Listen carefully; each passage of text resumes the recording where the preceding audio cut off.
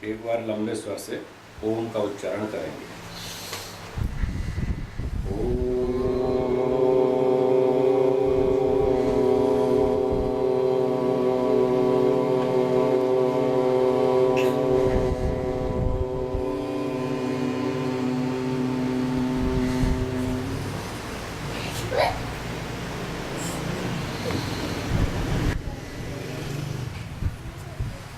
योग दर्शन दूसरा पाद चल रहा है, साधन पाद, और इसके 3 सूत्र हो गए।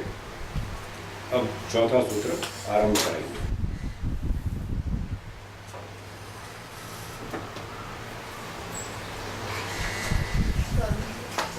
हाँ जी, सुबह हुए थे 3 सूत्र। उसका शॉर्ट में संक्षेप से सूत्र का अर्थ ये है। पहले सूत्र में बताया नया व्यक्ति कैसे योग में प्रवेश करे। तो नए लोग हैं, बिगिनर्स, वो कैसे योग में आगे प्रगति करें, प्रवेश कैसे करें। तो उसके लिए बताया कि वो 3 काम करें। एक तो तपस्या करें,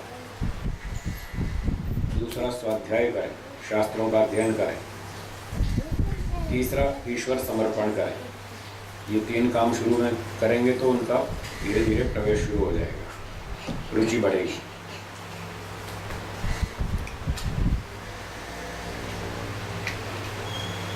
फिर दूसरे सूत्र में कहा कि पहले सूत्र में कहा इन तीनों का नाम है क्रिया योग। इन 3 क्रियाओं को मिलाकर बोलेंगे क्रिया योग। तो नए लोगों को क्रिया योग आरंभ करना चाहिए।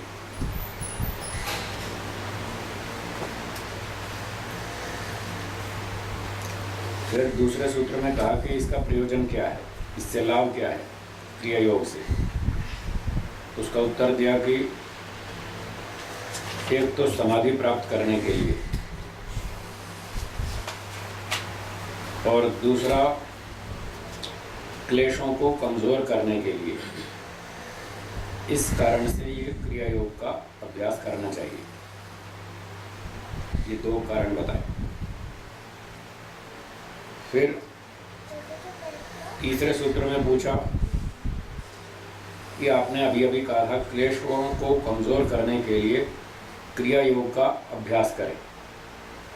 ये क्लेश क्या है, कितने हैं?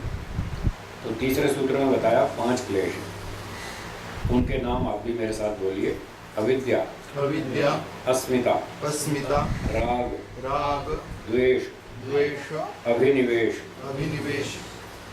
ये 5 क्लेश हैं। तो क्रिया योग के अनुष्ठान से ये 5 क्लेश कमजोर हो जाएंगे,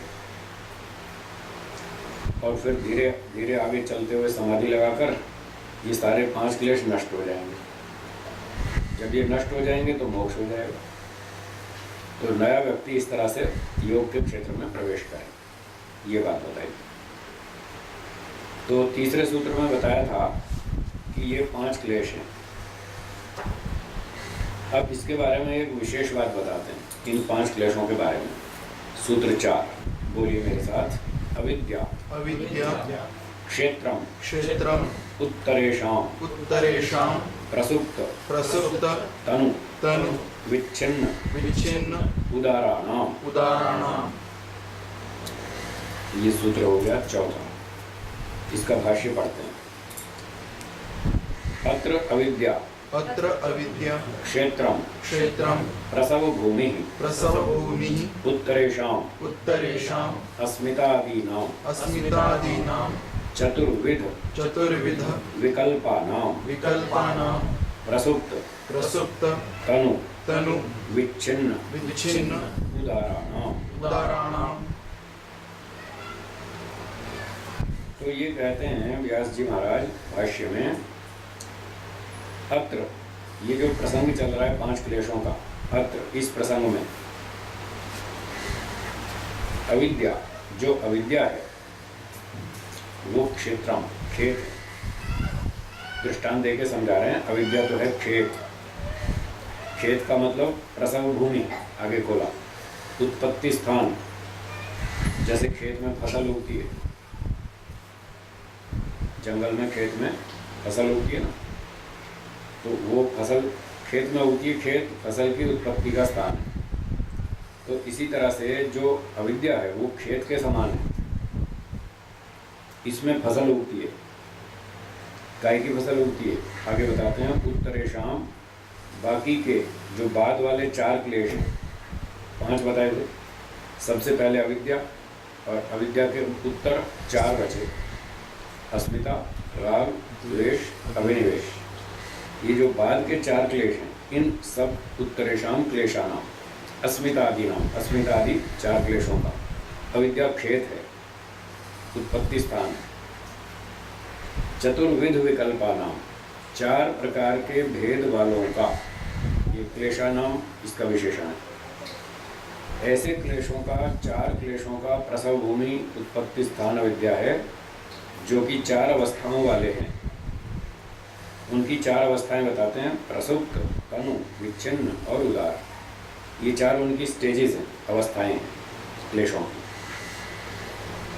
मतलब ये क्लेश कभी प्रसुप्त अवस्था में होते हैं, कभी तनु होते हैं, कभी विच्छिन्न अवस्था में और कभी उदार अवस्था में। ये 4 इनकी अवस्थाएं हैं। तो 4 क्लेश हो गए और 4 अवस्थाएं हो गई। 4 अवस्था वाले 4 क्लेशों का अविद्या खेत है, उत्पत्ति स्थान। और थोड़ा और अर्थापत्ति लगाओ तो जैसे ये 4 क्लेशों की 4 अवस्थाएं हैं, तो अविद्या भी क्लेश है 5वां, उसकी भी 4 अवस्थाएं होंगी। तो अर्थापत्ति से ये मान लो कि 5 की अवस्थाएं ऐसी हैं, 4 अवस्थाएं हैं, प्रसुप्त, तनु, विच्छिन्न और उदार।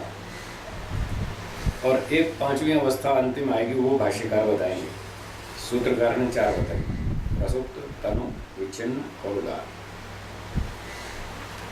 तो अब एक एक की व्याख्या करेंगे कि ये अवस्थाएं क्या होती हैं, प्रसुप्त अवस्था क्या है, तनु क्या है, इसका क्या तात्पर्य समझाएंगे। तो आगे पढ़ते हैं, बोलिए। तत्र का प्रसुप्ति, तो ये जो 4 अवस्थाएं बताई, इनमें से प्रसुप्ति क्या है, ये प्रश्न है। प्रसुप्ति क्या है, इसका उत्तर देते हैं। चेतसी शक्ति मात्र प्रतिष्ठानाम बीज भाव उपगमः तस्य प्रबोधः आलम्बने सम्मुखी भावः। तो प्रसुप्त अवस्था को बता रहे हैं। प्रसुप्ति क्या है?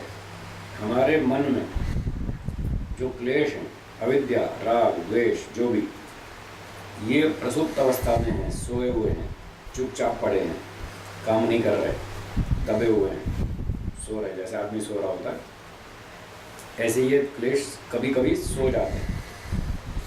तो उसकी व्याख्या की उन्होंने, चेतसी शक्ति मात्र प्रतिष्ठान, चित्त में, चेतसी चित्त में, शक्ति मात्र प्रतिष्ठान, अपनी शक्ति मात्र से वो चुपचाप पड़े हुए हैं। बीज भाव उपगम, बीज भाव को प्राप्त हो गए। जैसे कोई खेत में बीज पड़ा हुआ है, मान लीजिए कोई वो हरी पत्ती वाले साग होते हैं ना, बथुआ, सरसों, पालक, ऐसे कोई बीज पड़ा हुआ है उसमें खेत में, और अभी महीना है मान लो मार्च का, अप्रैल का, इस महीने में वो उगता नहीं है। जब वर्षा आएगी तब उगेगा। वर्षा में देखेंगे आप, बरसात होती है, ढेरों घास पात जंगल में खड़े हो जाते हैं, और वैसे पानी नहीं मिलता तो चुपचाप पड़े रहते हैं। बीज तो थे ना उनके अंदर, पर वो उग नहीं रहे थे, उनको अनुकूल वातावरण नहीं मिला, वैसा पानी नहीं मिला, वैसा टेम्परेचर नहीं मिला, तो वो चुपचाप पड़े हुए थे खेत में।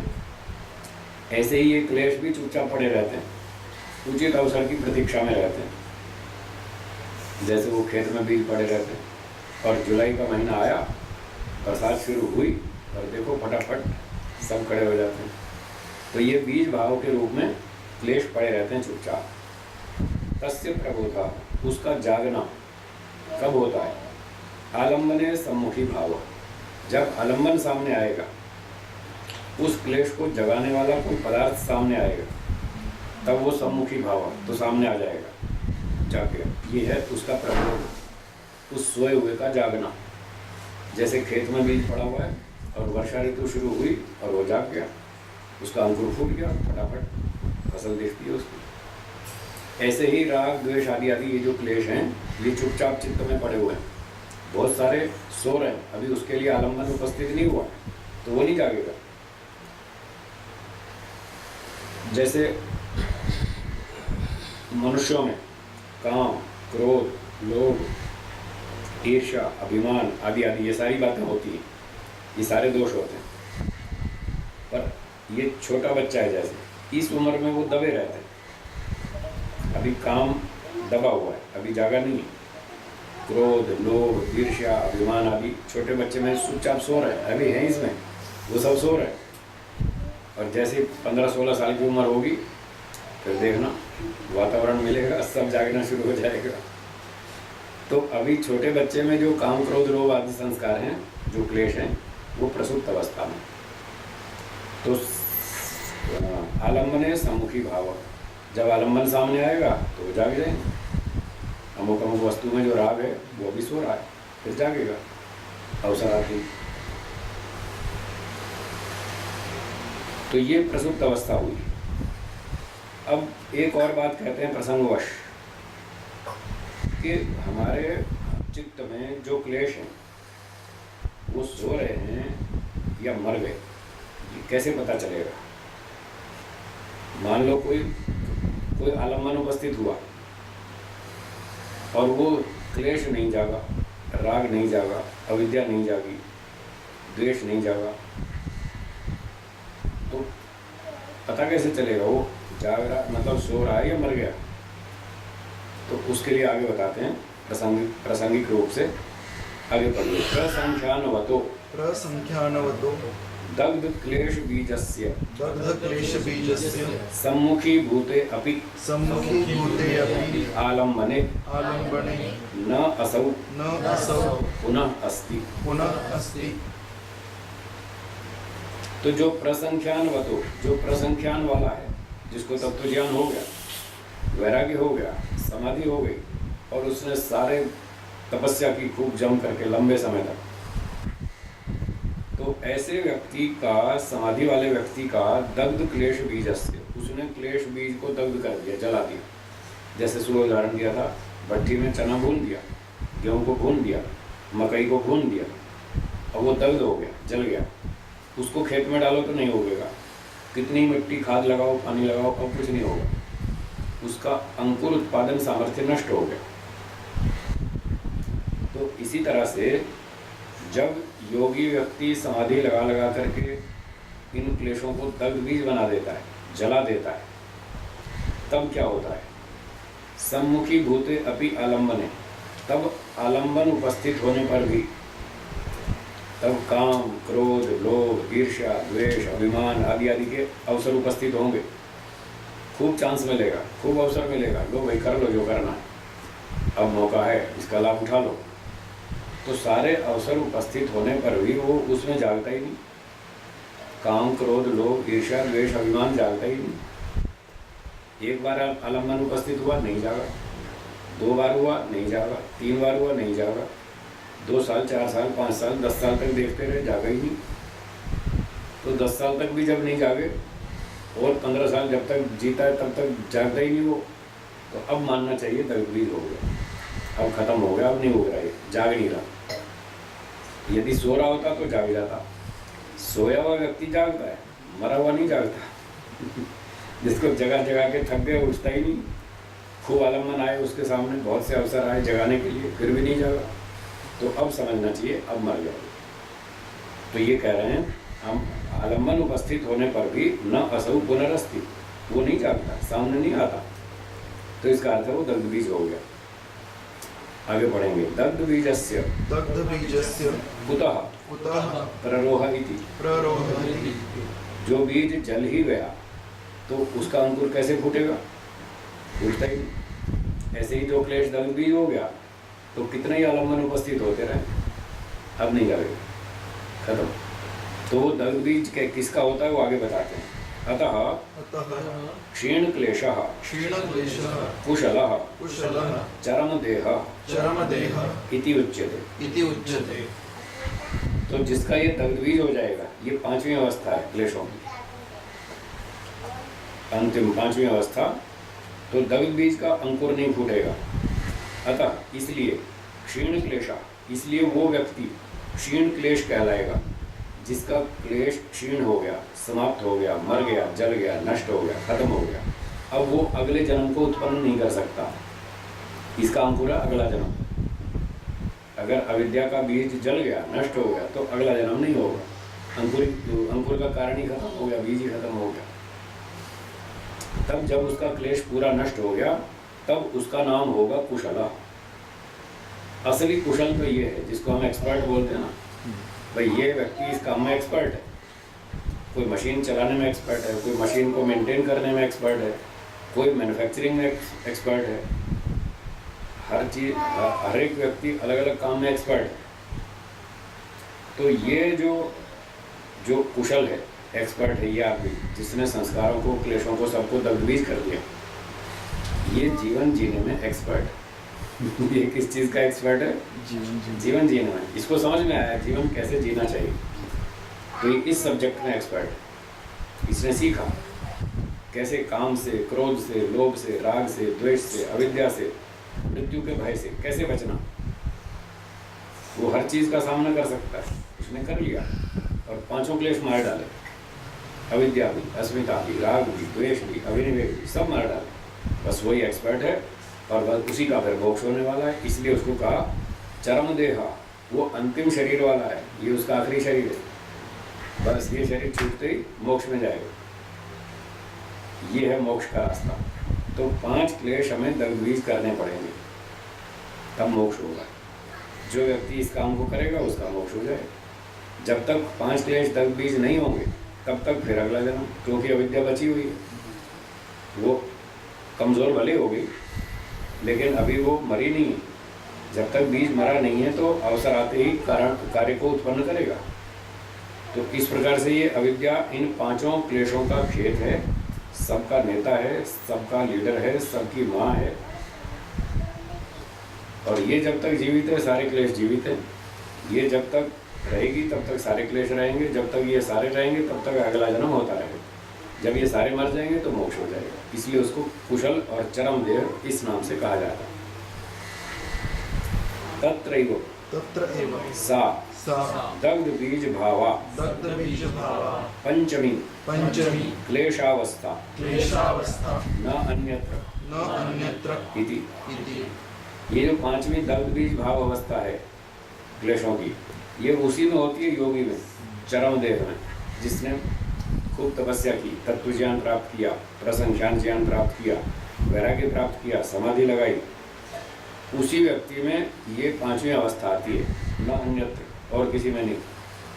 जिसको तत्व ज्ञान नहीं हुआ, वैराग्य नहीं हुआ, उसको ये 5वीं अवस्था नहीं आएगी। उसके 4 में से कहीं ना कहीं होगा, प्रसुप्त होगा, तनु होगा, विच्छिन्न होगा, उदार होगा, वो उसके क्लेश इन 4 अवस्थाओं में रहेंगे। 5वीं तो केवल उसी में आएगी जिसने समाधि प्राप्त की। और समाधि प्राप्त करते ही तुरंत दग्धबीज नहीं होगा, उसके बाद भी बहुत लंबा समय लगेगा इनको दग्धबीज बनाने में, मारने में। पहले बाद में हमने पढ़ा था ना, संस्कार शेषा अन्य, असंप्रज्ञात समाधि में संस्कार बचे रहते हैं। तो जैसे ही असंप्रज्ञात समाधि में एंट्री करेंगे, प्रवेश करेंगे, तो तुरंत सारे संस्कार और क्लेश नष्ट नहीं होने वाले। लंबा समय लगेगा, उसको धीरे धीरे धीरे धीरे मारना पड़ेगा, रोज अभ्यास करना पड़ेगा। कोई भी व्यक्ति को 2-4 दिन में या 2-4 साल में साइंटिस्ट नहीं बन जाता, उसको 40-50 साल मेहनत करनी पड़ती है, तब जाके उसको समझ में आता है साइंस क्या चीज़ है, फिजिक्स क्या चीज़ है। तो ऐसे ही यहाँ समाधि प्राप्त करने के बाद भी बहुत लंबे समय तक इन क्लेशों को मारते रहना पड़ेगा, अभ्यास करना पड़ेगा, तब जाके सारे मरेंगे। जब ये मरेंगे तब उसका मोक्ष होगा। वो अंतिम शरीर वाला है चरम देह। तो ये 5वीं अवस्था उसी में होती है, न अन्यत्र, और किसी मनुष्य में नहीं होती, और किसी व्यक्ति में नहीं होती। प्राणियों का तो सवाल ही नहीं है, वो तो रास्ता ही एक मनुष्य को मालूम है योग का, बस योग से ही हो सकता है मोक्ष, और कोई रास्ता नहीं है। जो आज गाय, घोड़े, कुत्ते, बिल्ली, पशु पक्षी प्राणी हैं, ये भी अगर मोक्ष में जाना चाहेंगे तो दंड भोग करके इनको वापस मनुष्य बनना पड़ेगा। पशु पक्षी योनि में दंड पूरा करके लौट के वापस मनुष्य बनना पड़ेगा और फिर यहीं से होकर के योग का रास्ता है जो इनको मोक्ष में ले जाएगा। रास्ता एक ही है सबके लिए, वो ये योग का रास्ता है और मोक्ष उसका अंतिम लक्ष्य है, वहाँ तक पहुँचा देगा। चलिए आगे बढ़ते हैं। सताम क्लेशानाम तदा बीज सामर्थ्यम दग्धम इति विषयस्य सम्मुखी भावे अपि सति न भवति एतेषां प्रबोधः इति उक्ता प्रसुप्तिः दग्ध बीजानाम अप्ररोहश्च। तो कहते हैं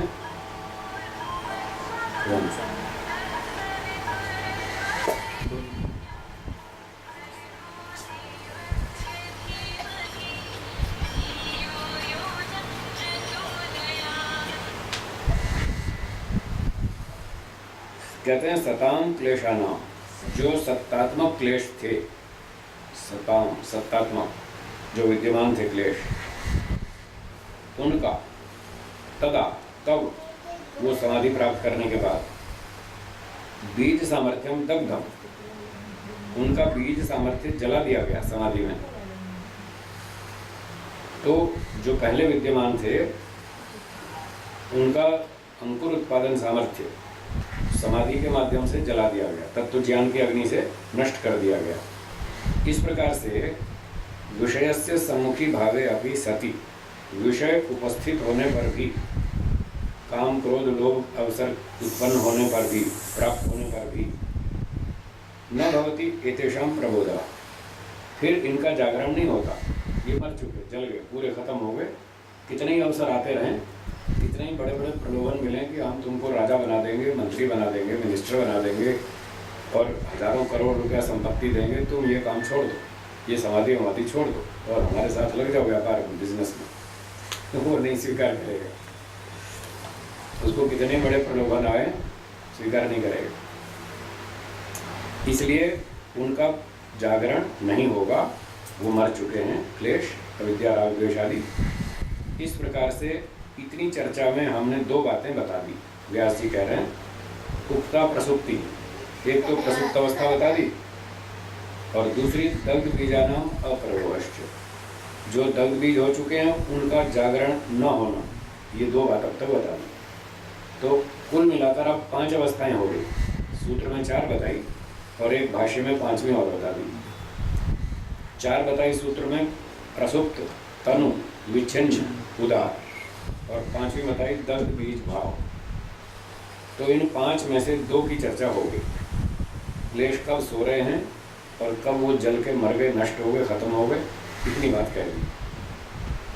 ठीक है, आगे चलें। पढ़िए आगे मेरे साथ। तनुत्वम उच्यते, अब तीसरी स्थिति को बताएंगे। 5 में से तीसरी तनु अवस्था, तनुत्वम उच्यते। प्रतिपक्ष भावना उपहता क्लेशा तनवो भवन्ति तनुवः प्रवचन हो। क्लेशा हुआ वचन है, उसका विशेषण है तनवो भवन्ति। क्लेश तनु हो जाते हैं, कमजोर हो जाते हैं, उनकी शक्ति कमजोर पड़ जाती है। कैसे होती है? प्रतिपक्ष भावना उपहता, जब प्रतिपक्ष भावना से इनकी पिटाई की जाती है। कैदी को जेल में ले जाओ और हंटर से उसकी पिटाई करो, देखो बेचारे की हालत खस्ता हो जाएगी, खराब हो जाएगी ना, हालत थक जाएगा ना, शक्ति कमजोर हो जाएगी मार खा खा के। तो जैसे कैदी की पिटाई होती है हंटर से, ऐसे ही इन क्लेशों की पिटाई होती है हंटर से। इसका हंटर है प्रतिपक्ष भावना। प्रतिपक्ष भावना का अर्थ है विरुद्ध भावना। प्रतिपक्ष माने विरोध, विरोधी भावना से इन क्लेशों की पिटाई होती है। कैसे होती है वो? जैसे सामने गुलाब जामुन आया उदाहरण के लिए, अब पहले बहुत बार खा रखा है और खूब सुख लिया उसका, तो उसमें राग है। जिस चीज़ का सुख लेते हैं उसमें राग हो जाता है। तो गुलाब जामुन में राग है, और जैसे ही आलम्बन, वो गुलाब जामुन है आलम्बन, जैसे ही सामने आता है तो राग जाग जाता है। अरे वाह, आज तो अच्छे अच्छे गरम गरम लाल लाल गुलाब जामुन है, बड़े स्वादिष्ट और ताज़े ताज़े बने हुए हैं, तो उसको खाना चाहिए, इसका सुख लेना चाहिए।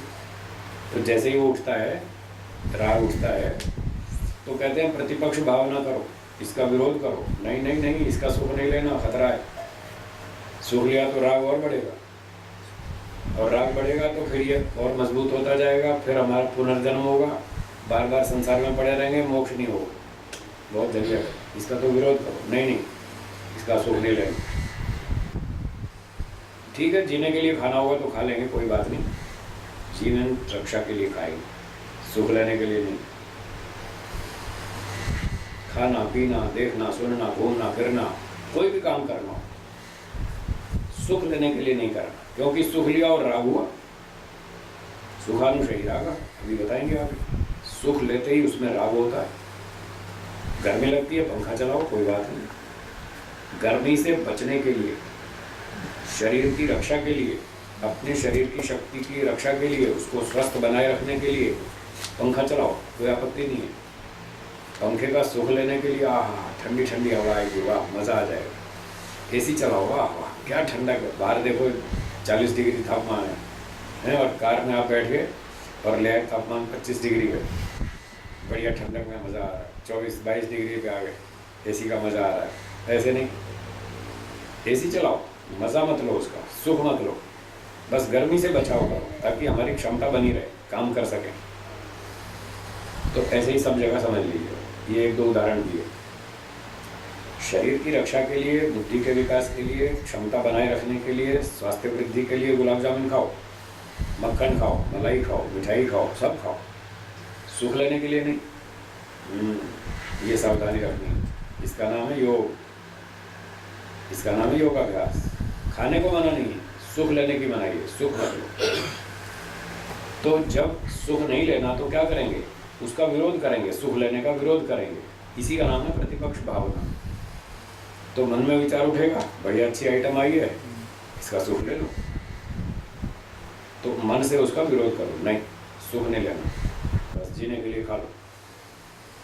सड़क पे चल रहा है, बाजार आ गया, एक बड़ा मॉल आ गया है, बहुत सारा सामान सजा हुआ है, अच्छी अच्छी वैरायटियाँ हैं, चमक दमक वाली, फैशन वाली आइटम्स, ये आलम्बन है, ये सारे आलम्बन वो हमारे सामने आते हैं और हमारे अंदर क्लेशों को जगाते हैं, अविद्या को जगाते हैं, राग को जगाते हैं, द्वेष को जगाते हैं। तो जब जब आलम्बन सामने आएगा, ये सारे क्लेश जागेंगे, और उस समय क्या करना है, इनकी पिटाई करनी है इस हंटर से। नहीं, इसका सुख नहीं लेना। कोई चीज़ खरीदनी है तो खरीद लो, कोई बात नहीं, जीवन रक्षा के लिए खरीद लो, खाने की, पीने की, कपड़े की, सोना की, चांदी की, जो भी खरीदना, बस जीवन चलाने के लिए खरीद लो, कोई बात नहीं, बस ऐसे टाइम पास करना, सुख नहीं लेना। इस तरह से वो प्रतिपक्ष भावना से उसका विरोध करेंगे। तो इस विरोध के करने से उस क्लेश की पिटाई होगी, उस पिटाई से वो कमज़ोर हो जाएगा, उसकी ताकत घट जाएगी। अगर आपने मन में उसका समर्थन कर दिया, हाँ ये आइटम तो बहुत अच्छी है, ये बहुत जचेगी, हैं, पार्टी में जाएंगे, शादी में, और ये आइटम कान में पहनेंगे, ये गले में पहनेंगे, ये ऐसे कपड़े पहनेंगे, लोग कहेंगे वाह ऐसी आइटम तो पहली बार देखी है, अच्छे डिज़ाइन की, भाई कहाँ से लाए, बहुत बढ़िया, एक हमें भी दिलाओ, ऐसा लोग कहेंगे, बड़ी प्रशंसा करेंगे, बहुत मज़ा आएगा। अगर इस भावना से लिया तो राग बढ़ जाएगा, खतरा है। तो राग को बढ़ने नहीं देना, ठीक है, अच्छी आइटम है, खरीद लो, पहन लो, अपना काम चलाओ, ठीक है।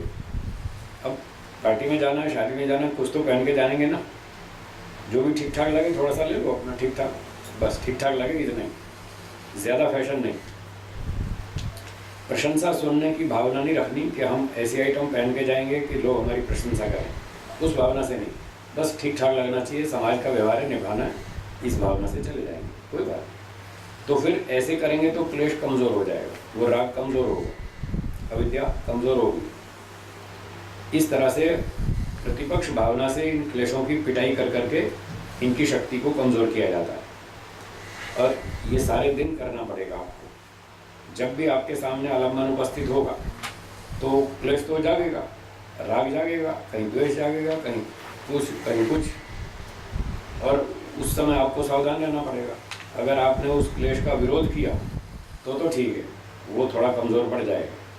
और अगर आपने समर्थन कर दिया, हाँ हाँ ये तो ठीक है, ये तो अच्छी बात है, फैशन की चीज़ें तो खरीदनी चाहिए, सारी दुनिया खरीद रही है, हम भी खरीद लेंगे, क्या मुसीबत आ गई, सब लोग पार्टी में अच्छा सुख लेके खा रहे हैं, हम भी खा लेंगे, क्या फ़र्क पड़ता है, कोई हमको अलग काम थोड़ी कर रहा है, सभी कर रहे हैं। ऐसे ऐसे बहाने बनाकर यदि उसका समर्थन कर दिया कि हाँ हाँ हम ठीक कर रहे हैं, तो मारे गए, फिर वो राग बढ़ जाएगा। द्वेष का समर्थन किया तो द्वेष बढ़ जाएगा, अविद्या का समर्थन किया तो अविद्या बढ़ जाएगी। इसलिए कहते हैं इनकी पिटाई करो और इनको कमज़ोर करो, इनका समर्थन मत करो। ये सारा हमको ही करना, अपने अंदर से मन से ही करना है सारा काम, सारे दिन यही काम करना।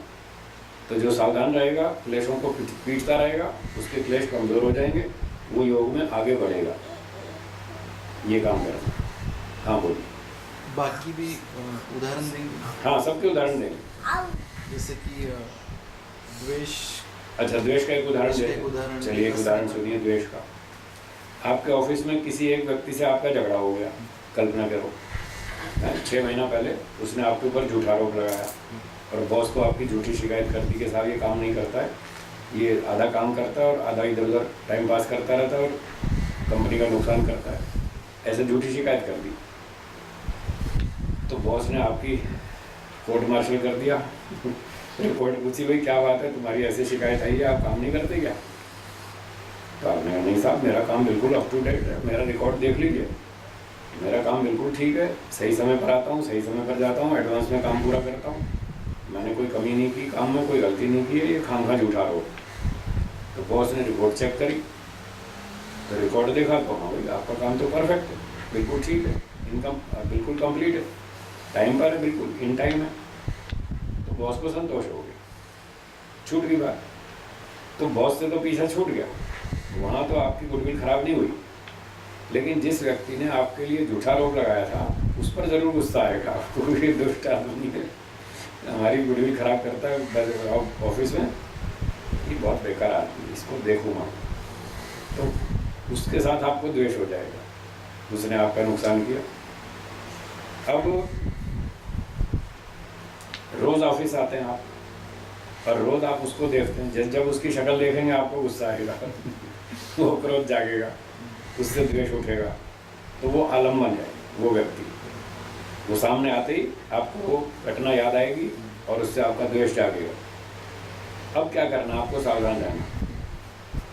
यदि आप उस व्यक्ति को देखकर अंदर से फिर क्रोधित होते हैं, द्वेष उठता है, गुस्सा आता है, जलन होती है, ये वही दुष्ट आदमी है जिसने मुझ पर आरोप लगाया था, और चलो इसको देखूंगा मैं, मेरा भी मौका आने दो, इसने मुझ पर 1 आरोप लगाया, मैं इस पर 3 लगाऊंगा, और ऐसा लगाऊंगा इसको पानी भी नहीं मिले इसका पसीना आ जाएगा, नानी याद आ जाएगी, ऐसा लगाऊंगा। ऐसा आपने अगर सोच लिया और द्वेष का समर्थन कर दिया, ये है समर्थन करना, तो आपका द्वेष बढ़ जाएगा, क्रोध बढ़ेगा, द्वेष बढ़ेगा, ये आपका क्लेश जो है ये बढ़ता जाएगा, और आप हर रोज़ अवसर की प्रतीक्षा में रहेंगे, अवसर की तलाश में रहेंगे, कहाँ मौका मिलेगा, कब इसको पटके मारे।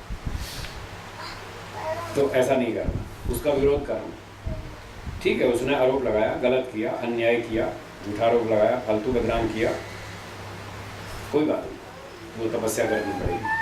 सुबह बताया था ना, तपस्या करने के लिए 3 शब्द याद करने, कोई बात नहीं, ये संसार है, यहाँ ऐसा ही चलता है। कुछ नेगेटिव माइंड बनाइए, कुछ नेगेटिव भी सोचिए, सारा पॉजिटिव नहीं होगा।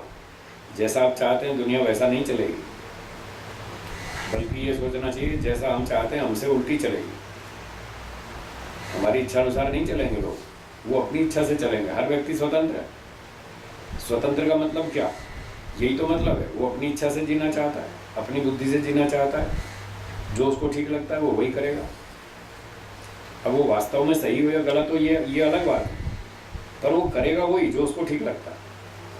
आप भी तो ऐसे ही करते हैं, आप भी वही करते हैं जो आपको ठीक लगता है। आपकी सब बातें लोगों को पसंद आती हैं क्या? नहीं आती। आप जल्दी सो जाते हैं, लोगों को पसंद नहीं आता। आप सुबह जल्दी उठते हैं, लोगों को पसंद नहीं आता। आप व्यायाम करते हैं, लोगों को पसंद नहीं आता। आप शाकाहारी भोजन खाते हैं, लोगों को पसंद नहीं आता। आप वहाँ कंपनी में शराब नहीं पीते तो लोगों को पसंद नहीं आता। तो आपकी भी तो कैसी कितनी बातें हैं जो लोगों को पसंद नहीं आती। तो भी आप अपनी मर्जी से जीते हैं, अपनी इच्छा से जीते हैं, आपको अच्छा लगता है, बस आप करते हैं। हाँ, इतना ध्यान रखते हैं कि हमारे कारण दूसरे को फालतू कष्ट ना हो। हम किसी को कष्ट नहीं दे रहे, पर अपने जीवन जीने में तो हम स्वतंत्र हैं। हम अपनी मर्जी से, अपनी इच्छा से, अपनी बुद्धि से जिएंगे, जो हमें ठीक लगता है वो हम करेंगे। हम किसी के अधीन थोड़ी हैं, कोई गुलामी थोड़ी किसी।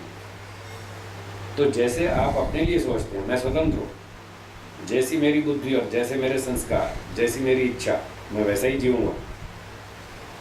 ऐसे ही हर व्यक्ति सोचता है मैं भी स्वतंत्र हूँ, जैसी मेरी बुद्धि, जैसे मेरी इच्छा, जैसे मेरे संस्कार, मैं वैसे जीऊँगा।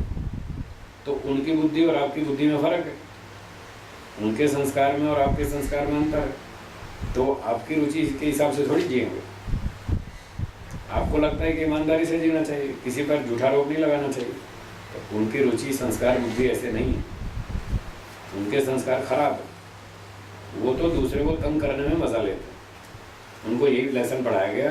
बहुत सी फिल्में देखी उन्होंने, कहानियाँ पढ़ी, नाटक देखे, सीरियल देखे, और उसमें यही सीखा, विलेन को फॉलो करो, हीरो को नहीं। कोई हीरो को फॉलो करता है, कोई विलेन को फॉलो करता है। उन्होंने यही बनाया कि विलेन को फॉलो करो, उसको परेशान करो, दूसरे को तंग करो, दूसरों पे अत्याचार करो, दूसरों पे अन्याय करो, फिर मजा लो, फिर हंसो, वाह मजा आया। तो वो उसी ढंग से चलेगा, चलने दो। हमको अपनी इच्छा से जीना है, उसको अपनी इच्छा से, इसलिए वो उल्टा सीधा करेगा, ये मानकर चले। दूसरा व्यक्ति आपके विरुद्ध काम करेगा, जानबूझ के करेगा, आपको तंग करेगा, उसकी नीयत खराब है, उसके संस्कार खराब है, उसकी बुद्धि खराब है, उसकी इच्छा ऐसी है। तो आपको अपने ढंग से जीना है, तब आपको ये बोलना है, कोई बात नहीं, हर व्यक्ति स्वतंत्र है। हम अपनी इच्छा से जी रहे हैं, वो अपनी इच्छा से जी रहा है। हमारे कर्म का फल हमको मिलेगा, उसके कर्म का फल उसको मिलेगा, फिर हम क्यों दुखी हो रहे हैं। दूसरा सूत्र जोड़ा था ना सुबह, ईश्वर न्याय करेगा, उसको ईश्वर के न्याय पर छोड़ दीजिए। अपना बचाव जरूर कीजिए, अपनी सुरक्षा पूरी रखें, और बस फिर उसको भगवान के न्याय पर छोड़ दें। तो अब क्या होगा, आप उससे द्वेष नहीं करेंगे, उस घटना को ही छोड़ देंगे, उस पर सोचना ही बंद कर देंगे। आपने उस घटना को ईश्वर के न्याय पर छोड़ा या नहीं छोड़ा, इसकी क्या पहचान? इसकी पहचान ये है कि आपने उस घटना पे सोचना ही बंद कर दिया, विचार ही नहीं करना, कुछ भी नहीं। अगर आप इतना कर सकते हैं, इतने समर्थ हैं, तो समझ लो आपने ईश्वर के न्याय पर छोड़ दिया, उसको दिमाग से ही हटा दो। उसकी क्या कीमत है? बेकार आदमी है, घटिया आदमी है, गंदे काम करता है, उल्टे आरोप लगाता है, इसके बारे में सोच के मैं अपना टाइम क्यों बर्बाद करूं?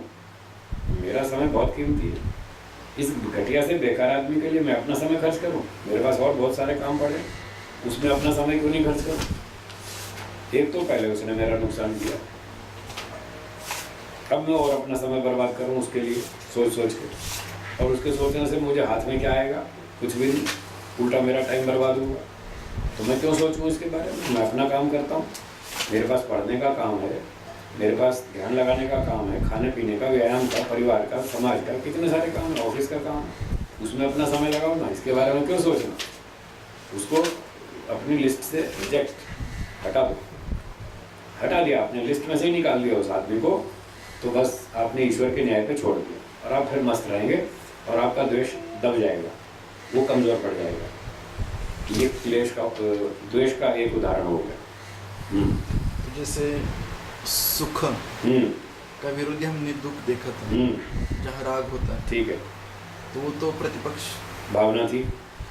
इसमें द्वेष है, तो हाँ। उसकी प्रतिपक्ष भावना हमने अभी उपेक्षा की। हाँ, यहाँ पर प्रतिपक्ष भावना ये है कि उसको ईश्वर के न्याय पर छोड़ देना। प्रतिपक्ष का अर्थ है कि उसका विरोध करो, मन में क्लेश उठा, इससे द्वेष करना, इसका विरोध करो, द्वेष नहीं करना, द्वेष नहीं करना, इसकी उपेक्षा करनी, इसको इग्नोर करना, इसको दिमाग से निकाल देना, इसके बारे में सोचना ही नहीं। ये ऐसा सोचेंगे, ऐसा करेंगे तो ये प्रतिपक्ष भावना है।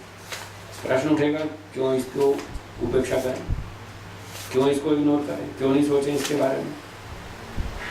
अगर हम द्वेष करते हैं तो हमको दंड मिलेगा, ईश्वर हमको दंड देगा, हमारा विचार संस्कार बिगड़ेगा, हमारा मोक्ष दूर हो जाएगा, काम बढ़ जाएगा, फिर हमको वापस तो मारना ही पड़ेगा द्वेष। तो अभी से क्यों ना मारे, इतना लंबा क्यों बढ़ाएं काम को?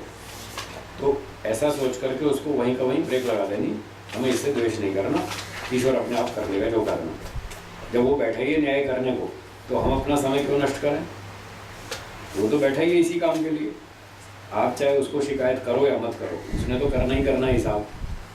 उसने जिम्मेदारी ले रखी है ईश्वर ने, वो हर व्यक्ति का हिसाब देखता रहता है। और उसने जिम्मेदारी ले रखी है, आपके सारे कर्मों का ठीक ठीक न्याय से फल दूंगा, अच्छे का अच्छा दूंगा, बुरे का बुरा। उसने जो अच्छा किया और जो बुरा किया, उसको भी उसके अच्छे का अच्छा मिलेगा, बुरे का बुरा। तो हम अपना समय क्यों नष्ट करें? एक बैठा बैंक का मैनेजर, उसकी अपनी ड्यूटी है, वो बैठा इसी काम के लिए। अब उसके काम के लिए हम सोचें तो हमारा टाइम बर्बाद होगा ना। हम अपना समय क्यों खराब करें? वो बैठा तो है उस काम के लिए, वो अपना करेगा। अब कितने लोग पॉलिटिक्स पे बातें करते रहते हैं। एक उदाहरण दे रहा हूँ बीच में प्रासंगिक। आप देखेंगे बहुत से लोग बैठेंगे 1 घंटा 1.5 घंटा पॉलिटिक्स पे बात करेंगे, करना धरना कुछ नहीं। जैसा फलाना मंत्री खराब है, फलानी पार्टी खराब है, फलाना। भाई तुम्हारे इसके करने से लाभ क्या होगा? तुम उस मंत्री को ठीक कर दोगे, उस मिनिस्टर को सुधार दोगे, उस पार्टी को सुधार दोगे? क्या इलाज क्या है तुम्हारे पास?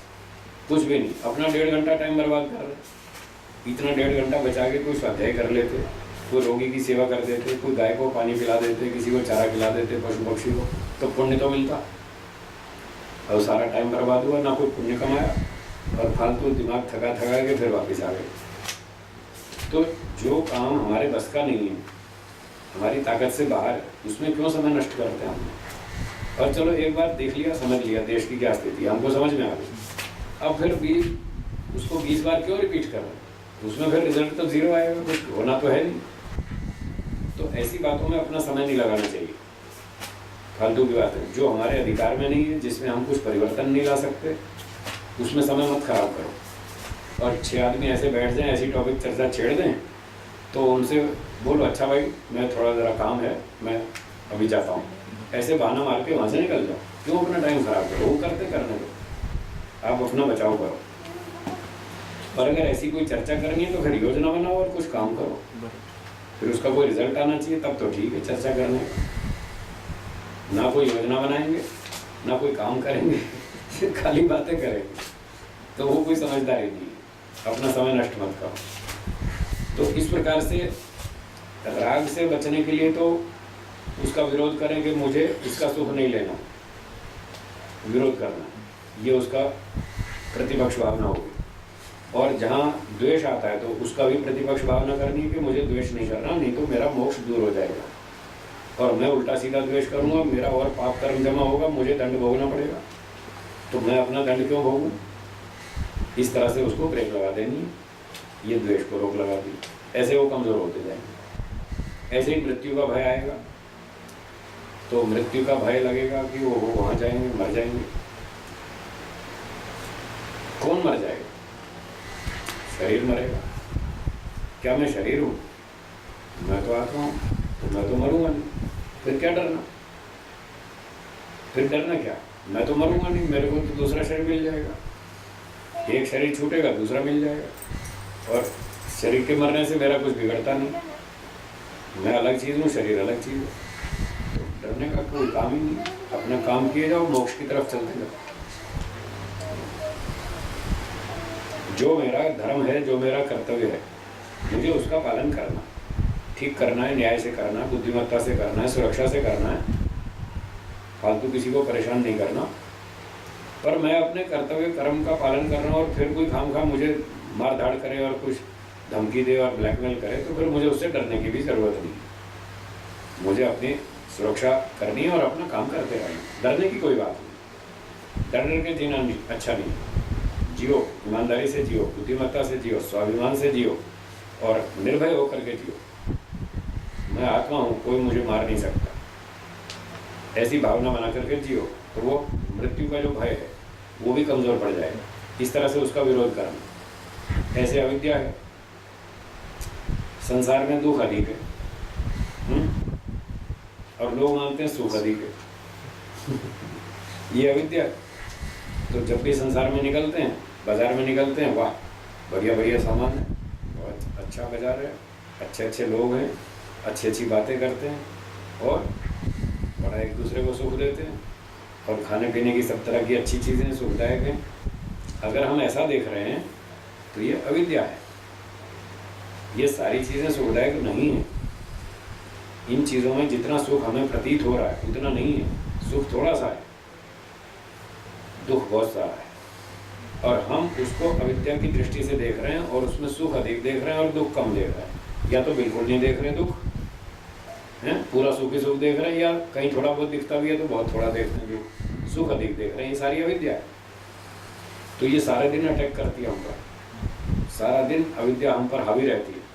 तो हमें सारा दिन उसका विरोध करना है, प्रतिपक्ष भाव।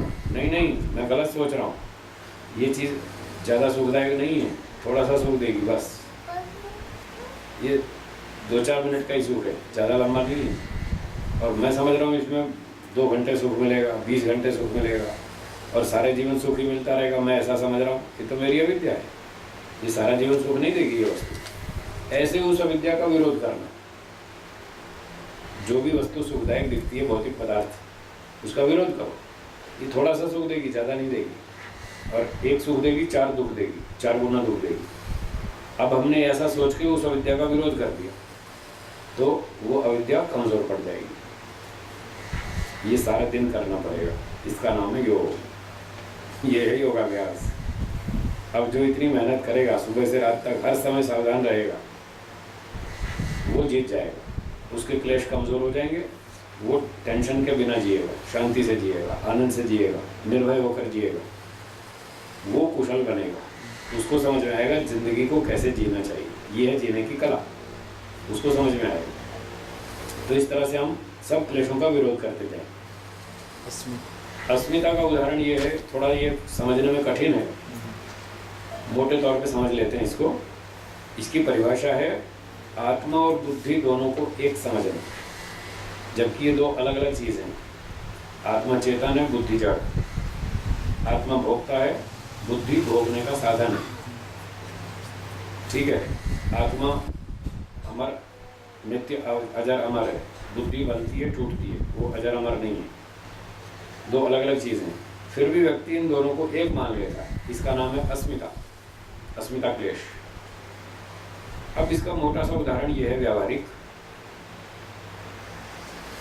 जब व्यक्ति कोई चीज़ खाता है, मान लो उसने मलाई खाई, अच्छी लगती है, स्वादिष्ट लगती है, उस पर थोड़ा सा मीठा भी डाल दिया, चीनी में, और अच्छी तरह मलाई खाई, तो 50 ग्राम मलाई खाई। तो आम आदमी क्या सोचता है, ये 50 ग्राम मलाई मैंने खाई, ये मेरे अंदर गई। अब मैं कौन हूँ, शरीर या आत्मा? शरीर। वो सोचता है, वो ये सोचता है, और वास्तव में मैं कौन हूँ? आत्मा। आत्मा, मैं आत्मा हूँ। और वो क्या सोचता है, ये मलाई मैंने खाई। इसका अर्थ है कि आत्मा में मलाई गई। क्या मलाई आत्मा में घुसी? नहीं घुसी। तो वो गई तो शरीर में, और उसका मोटा स्थूल भाग तो पेट में चला गया, गले से उतर के। बीच में रसना इंद्रिय ने उसका टेस्ट पकड़ लिया मलाई का। जब मुंह में गई तो रसना ने उसका टेस्ट पकड़ लिया, और बाकी स्थूल भाग पेट में चला गया। वो जो टेस्ट पकड़ लिया रसना इंद्रिय ने, वो मन को फॉरवर्ड कर दिया। उसका काम आगे मन को पहुंचा देना, मन को पहुंचा दिया। फिर मन में जो उसका टेस्ट आया कि कैसा स्वाद है, हाँ अच्छा है, बढ़िया है, क्या चीज़ है, मलाई है, बहुत अच्छा। तो आत्मा बुद्धि की सहायता से निर्णय लेता है कि हाँ ये अच्छी चीज़ है, बढ़िया है, स्वादिष्ट है, पहले भी खाई थी, अच्छी चीज़ है, आने दो, इसका सुख लेते रहो। तो वो उस मलाई का सुख लेना शुरू कर देता है बुद्धि से। बुद्धि उसका साधन है सुख लेने का, और सुख का अनुभव किया आत्मा ने। अब इस सारी प्रोसेस में हुआ ये कि जो भौतिक मलाई थी, उसका जो भौतिक पार्टिकल्स थे, वो भौतिक पार्टिकल भौतिक वस्तु तक तो ट्रांसफर हो जाएंगे, अभौतिक आत्मा में नहीं घुसेंगे। ये है सही प्रोसेस। भौतिक वस्तु अभौतिक वस्तु में घुलती मिलती नहीं, उसमें मिक्स नहीं होती, उसमें एंट्री नहीं करती, उससे अलग रहती है। तो जो मलाई से स्वाद पकड़ा रसना इंद्रिय ने, फिर रसना से गया मन के पास, और जीवात्मा ने मन के अंदर देखा इधर बुद्धि से डिसीजन लिया कि हाँ अच्छी चीज़ है, बढ़िया है, स्वादिष्ट है, तो उसका जो सारा पार्टिकल ट्रांसमिशन था, भौतिक कणों का जो आगे आगे ट्रांसमिशन था, स्थानांतरण, वो अधिक से अधिक बुद्धि तक पहुंचेगा। बुद्धि, मन, ये सब चीज़ें कनेक्ट हैं आपस में, जड़ वस्तुएं, तो यहाँ तक तो वो पहुंच जाएगा। बुद्धि की सहायता से जीवात्मा सुख लेगा, अनुभव करेगा कि कैसा है। तो वो जो भौतिक कणों का जो ट्रांसमिशन है बुद्धि तक आगे रुक जाएगा। अब बुद्धि से आत्मा में नहीं घुसेगा वो कण, आत्मा चेतन वस्तु है। पर आम आदमी यही समझता है कि ये कण मेरे अंदर गया, 50 ग्राम मलाई मेरे अंदर गई, इसका नाम अस्मिता क्लेश है। और ऐसा मान करके वो फिर भोक्ता बन जाता है, कहता है हाँ मैंने भोगी मलाई, मैंने खाई, मैं ही हूँ इसका भोक्ता। तो ये अस्मिता क्लेश है। अब यदि हम इस बात का समर्थन करते रहेंगे, आज मलाई खाई 50 ग्राम, वाह मज़ा आ गया, बहुत अच्छी मलाई थी, ऐसा भी सुख भी लेते रहे, उसका राग भी बनता रहेगा, और मलाई मेरे अंदर गई, ये अस्मिता क्लेश बनेगा। अगर हमने इसका समर्थन किया कि हाँ मैंने खाई मलाई, तो कल फिर वही करेंगे, आज मलाई खाई, कल मक्खन खाएंगे, फिर पकोड़े खाएंगे, कभी पनीर के पकोड़े, कभी और कोई, कभी प्याज के पकोड़े, कभी पालक के पकोड़े, कभी कोई और।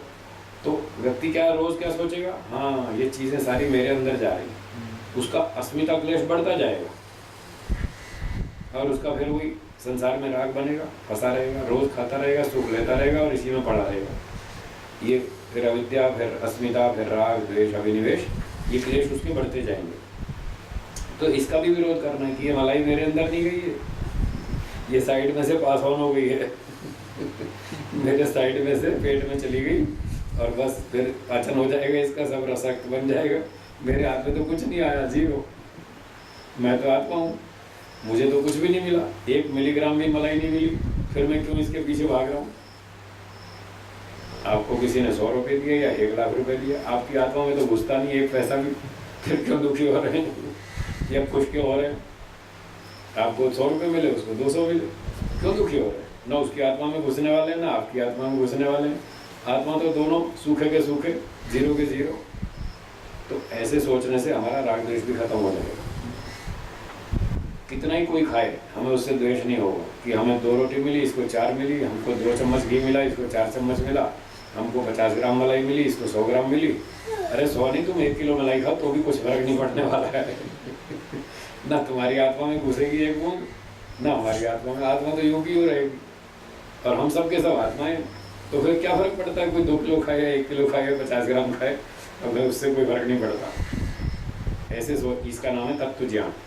ऐसे सोचने से अविद्या क्लेश का विरोध हो जाएगा, और वो रुक जाएगा, बढ़ेगा नहीं, कमजोर पड़ जाएगा। ये काम करना जी। तो ये अस्मिता, एक स्वामी सत्यपति जी का उदाहरण देते हो, मैं और मेरा, तू और तेरा, जो और जिसका, कौन और किसका, तो ये जो संबंध है उसको हमें हटाना है। ये स्वस्वामी संबंध है। हाँ। ये स्वस्वामी संबंध है, सीधा सीधा अस्मिता के रूप में तो नहीं है। अच्छा। हाँ, या फिर थोड़ा और घुमा फिरा के शायद इसमें सेट हो जाएगा। हाँ, पर मैंने कहा ना, वो आगे गहरी बात होगी। मोटे तौर पे हम जो व्यवहार में महसूस करते हैं वो यही करते हैं कि मलाई मैं खा रहा हूँ, ये खीर मैंने खाई, 250 ग्राम खीर आज मैंने खाई, आज पनीर के पकोड़े मैंने खाए, आज डोसा इडली मैंने खाया। तो आम आदमी तो ये महसूस करता है, वो मैं और मेरे वाली बात उतनी उसके महसूस अनुभव में नहीं आती, ये आती है। तो इस चीज़ को इस एंगल से हम देखेंगे तो फिर हमें समझ में आएगा कि हाँ अस्मिता क्लेश क्या है और इसका विरोध कैसे करें। इस तरह से विरोध करो कि मैं नहीं खा रहा हूँ, तो शरीर के लिए है, मुझे ज़िंदा रहना है, शरीर में कुछ काम करना है, इसलिए मुझे ज़िंदा रहने के लिए खाना पड़ता है। चलो शरीर को जीवित रखने के लिए खा लेंगे, थोड़ा एनर्जी शक्ति मिलती है, काम करने की सुविधा मिलती है, इसलिए खा लेंगे। आत्मा में नहीं जा रहा कुछ भी, ऐसा समझना। तो अस्मिता क्लेश का विरोध हो जाएगा और उन चीज़ों में फिर आगे राग द्वेष कुछ नहीं बढ़ेगा, उसको भी ब्रेक लग जाएगी। इस तरह से चलना है, ठीक है। आगे चलते हैं। तो ये क्लेशों को कमज़ोर किया प्रतिपक्ष भावना से, पीट पीट करके, तो ये सारे दिन काम करना। अब आगे कहते हैं तथा विच्छिद्य विच्छिद्य विच्छिद्य विच्छिद्य तेन तेन तेन तेन आत्मना आत्मना पुनः पुनः पुनः पुनः समुदाचरन्ति समुदाचरन्ति इति विच्छिन्ना। इति विच्छिन्ना। तो यह चौथी अवस्था आ गई, विच्छिन्न अवस्था। एक प्रसुप्ति बता दी, दूसरी दग्धबीज बताई, तीसरी तमो अवस्था बताई, अब ये चौथी है विच्छिन्न अवस्था भाष्य के क्रम से। तो कहते हैं विच्छिद्य विच्छिद्य तथा उसी प्रकार से विच्छिद्य विच्छिद्य रुक रुक करके थोड़ा सा काम किया उसने, फिर वो कुछ देर रुक गया, 1 घंटा आधा घंटा 2 घंटा रुक गया, 2 घंटे बाद फिर उसने आक्रमण किया, फिर आधा घंटा रुक गया, फिर आधे घंटे बाद फिर हमला किया। यह है रुक रुक करके कुछ देर के बाद विच्छिद्य विच्छिद्य, छुप छुप करके थोड़ी देर छुप जाता है, फिर सामने आता, फिर थोड़ी देर पर्दे के पीछे छुप जाता है, फिर सामने आता, ऐसे छुप छुप करके बार बार ये हमला करता है। तेन तेन आत्मना, उसी उसी स्वरूप से, अपने उसी उसी स्वरूप से। राग होगा तो राग स्वरूप से, द्वेष होगा तो द्वेष के स्वरूप से, और अभिनिवेश होगा तो अपने उसी स्वरूप से। जो भी क्लेश होगा वो अपने उसी उसी स्वरूप से हम पर आक्रमण करेगा। पुनः पुनः समुदाचरन्ति, बार बार वो व्यवहार में आते हैं। समुदाचरन्ति, व्यवहार में आते हैं ये क्लेश। इस प्रकार से जब ये छुप छुप करके बार बार आते हैं, तो जिस समय ये छुपे हुए होते हैं उस समय की स्थिति का नाम है विच्छिन्न। विच्छिन्न का अर्थ है पर्दे के पीछे छुपा हुआ। आपके सामने गुलाब जामुन आया तो उसको देखते ही राग जागा गुलाब जामुन का, और आपको खाने की इच्छा हुई, चलो भाई खा लो, इसका सुख ले लो। तो ये था आलम्बन, गुलाब जामुन। सामने आते ही राग जागा, ये उसका प्रबोध हो गया, और आपकी इच्छा हो गई। ये जो प्रबोध हुआ, जाग गया, ये राग का व्यवहार शुरू हो गया।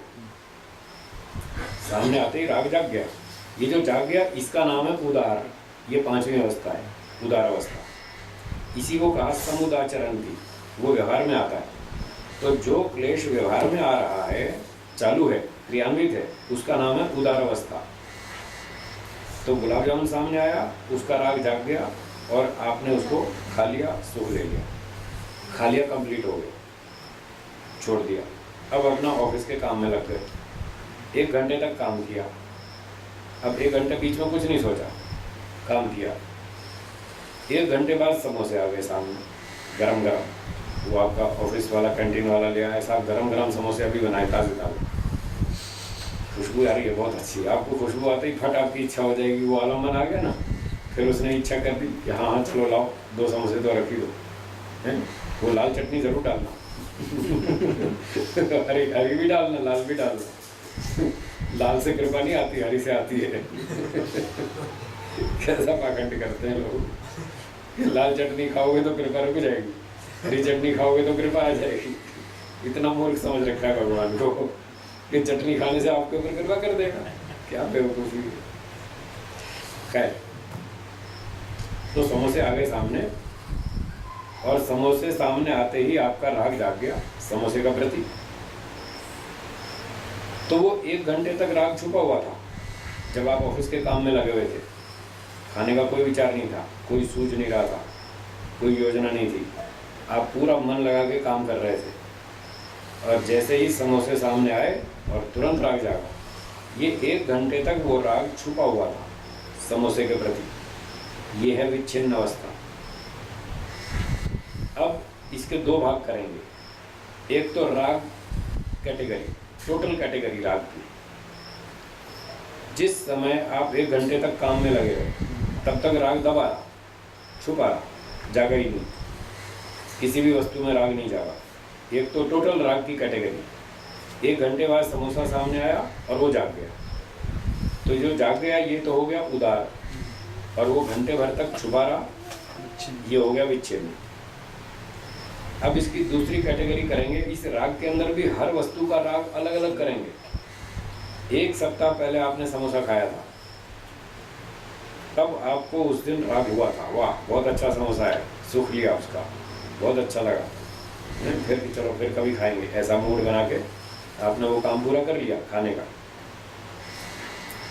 अब आज 7 दिन के बाद वो समोसा आपके सामने आया, तो 7 दिन तक वो समोसे का राग छुपा रहा। अब ये पर्टिकुलर समोसे के राग की बात कर रहा हूँ मैं। 7 दिन के बाद जब वो आलम्बन सामने आया समोसा, तब आपको राग जागा, समोसे वाला राग पर्टिकुलरली। तो ये जो समोसे का जो राग है, ये 7 दिन तक विच्छिन्न रहा इसको प्रसुप्त नहीं मानिए ना, ये अभी विच्छिन्न है। ये तो 7 दिन तक तो विच्छिन्न है, 12 दिन 15 दिन भी विच्छिन्न है, और 6 महीने तो बाद जागे तो तनु है, और 2 साल बाद जागे तो प्रसुप्त मानना चाहिए। ऐसे एक मोटी सी कैटेगरी, ऐसे इनकी समय सीमा बनानी चाहिए कि कोई 2-4 दिन में जाग जाता है, कोई 2 घंटे में जागता है, कोई 1 घंटे में जागता है, बार बार आता रहता है। तो ये इतनी देर में आता है, तो ये विच्छिन्न है, छुपा हुआ है, अवसर मिलते ही हमला करेगा। इसको तो विच्छिन्न मानना चाहिए। 2 दिन 4 दिन 5 दिन 7 दिन 10 दिन 15 दिन, 15 दिन तक ये छुपा, और 15 दिन पूरे होते ही सामने आ गया, हाँ ये विच्छिन्न था। और 6 महीने तक पड़ा रहा चुपचाप, नहीं जागा। 6 महीने बाद आलम्बन उपस्थित हुआ। जैसे क्रोध का उदाहरण देते हैं, 6 महीने तक आपको गुस्सा नहीं आया, गुस्से की घटनाएं तो आती रही, ऑफिस में भी, घर में भी, सड़क पे भी, बाजार में भी, जहाँ भी जाते हैं लोग उल्टे सीधे व्यवहार करते हैं, तो गुस्सा तो आता ही है, घटनाएं तो होती रहती हैं। फिर कोई व्यक्ति ज़्यादा गुस्से वाला होता है तो बोलना शुरू कर देता है, बकबक शुरू कर देता है, उससे झगड़ा शुरू कर देता है। कोई थोड़ा कम गुस्से वाला होता है तो मन में दुखी होकर छोड़ देता है, चलो क्या बात है, इसका भी छोड़ो जाने दो, ठीक है, उसका थोड़ा कम है गुस्सा, तो वो बोलता नहीं है, मन में थोड़ा सा कुड़ जाता है, दुखी हो जाता है। कोई उसको भी कंट्रोल कर लेता है, तो महीने भर तक कई घटनाएं आती हैं, वो दुखी नहीं होता। 1 महीने बाद उसको थोड़ा सा गुस्सा भड़कता है, फिर थोड़ा परेशानी होती है, कुछ ज़्यादा ही घटना हो जाता है, फिर वो कहता है ये 1 महीने बाद भी ठीक नहीं है गुस्सा करना, इसका ड्यूरेशन और लंबा करो, 2 महीने तक, 3 महीने तक गुस्सा नहीं आना चाहिए। तो और गुस्से पर नियंत्रण करता है, उसको और कमज़ोर करता है। वो मन से विरोध करता है कि गुस्सा नहीं करना, चाहे कुछ भी हो जाए, गुस्सा नहीं करना, कुछ भी हो जाए और कोई नुकसान हो जाए कोई बात नहीं, झगड़ा नहीं करना, ऐसे वो उसका विरोध करता है प्रतिपक्ष भावना से। तो वो तनु हो जाता है, कमज़ोर हो जाता है, और 6 महीने तक उसको गुस्सा नहीं आया। फिर 6 महीने बाद एक ऐसी घटना हो गई, उस दिन नहीं रोक पाया वो, उस दिन आ ही गया गुस्सा, और उस दिन बड़ा बड़ बोल दिया उसने, कुछ ऊंचा नीचा। घरों में जैसे होता ही, सास बहू के साथ झगड़े होते रहते हैं, तो बहू कई दिन तो सहन करती रहती है, 1 महीना 2 महीना 2 महीने बाद पूरी कसर निकाल देती है 1 दिन में। अगली पिछली सब पूरी कर देती है। तो ये तनु हो गया था, 2 महीने बाद भड़का, फिर कोई 6 महीने बाद भड़का, तो इसको तनु अवस्था कहेंगे। और एक व्यक्ति ने देखा कि 6 महीना हो गया, मुझे गुस्सा आया ही नहीं, बहुत अच्छा चल रहा है, कोई गुस्सा नहीं आया। फिर 8 महीना बीत गया, 1 साल बीत गया, गुस्सा ही नहीं आया। फिर 2 साल हो गए, गुस्सा जागा ही नहीं। 2 साल के बाद जागा एक दिन, तो उसको पता चला अभी गुस्सा खत्म नहीं हुआ है मेरा, अभी चुपचाप सो रहा था वो। ये है प्रसुप्त अवस्था। 2 साल के बाद जागा, 3 साल के बाद जागा, एक दिन जाग गया, 2 साल में, 3 साल में, 4 साल में, 5 साल में जागा। अगर जाग गया तो समझ लो सो रहा था, अभी मरा नहीं था। मरा हुआ नहीं जागता है, सोया हुआ जागता है। 5 साल बाद भी जाग गया तो समझ लो अभी मरा नहीं, अभी ये प्रसुप्त अवस्था है। तो प्रसुप्त की मिनिमम जो ड्यूरेशन है, कम से कम 1 वर्ष तो गिननी चाहिए। 1 साल तक आपको गुस्सा नहीं आया तो समझो वो अब सो गया। 1 साल में जागता है, 2 साल में जागता है, ये प्रसुप्त अवस्था है। और 2-4 महीने में जागता है तो फिर ये तनु है, और हर 2-4 दिन में जागता है तो विच्छिन्न है। और जो चालू ये व्यवहार में वो उदार है। तो दिन भर कोई ना कोई तो उदार रहता ही है, कोई ना कोई तो राग द्वेष चलता ही रहता है। इस सृष्टि का नाम ही यही, राग विराग और योगा सृष्टि। जहाँ राग द्वेष चालू ही रहता है उसका नाम सृष्टि है। जो चीज़ सामने आती है उसमें राग, अनुकूल है तो राग, प्रतिकूल है तो द्वेष। आपका मित्र सामने आया, बहुत अच्छा है, आपको सुख देता है तो उसको देखते ही राग हो जाएगा। और वो दुश्मन आया सामने, ऑफिस वाला जिसने आरोप लगाया था, उसको देखते ही गुस्सा आएगा तो द्वेष हो जाएगा। तो ये तो सारे दिन चलता ही रहता है। तो ये थी, जब तक वो क्लेश छुपा रहे तो उसका क्या नाम, विच्छिन्न। वो विच्छिन्न अवस्था है, छुपा रहे जब तक। ठीक हो गया। इसके अब और व्याख्या करते हैं आगे। कथम कथम राग काले राग काले क्रोधस्य क्रोधस्य अदर्शनात् अदर्शनात् न हि न हि राग काले राग काले क्रोधः क्रोधः समुदाचरति। समुदाचरति। तो ये विच्छिन्न कैसे होते हैं, इसकी व्याख्या करते हैं कि राग के काल में क्रोध के न देखा जाने से, जब गुलाब जामुन है सामने, अब क्रोध नहीं आएगा अब क्रोध दबा रहेगा, छुपा रहेगा। 10 मिनट तक आप राग, उसके राग से व्यस्त रहे, राग में व्यस्त रहे और गुलाब जामुन खाते रहे, उसका सुख लेते रहे, और सामने मित्र है उससे बातें करते रहे, गपशप मारते रहे। तो अभी मित्र का राग है, गुलाब जामुन का राग है, ये तो है उदार। और आपके नौकर ने गलती की है, काम पूरा ठीक से किया नहीं, उसके प्रति जो क्रोध है वो अभी छुपा हुआ। 10 मिनट तक इसका गुलाब जामुन का सुख ले लिया, उसका राग कंप्लीट हो गया।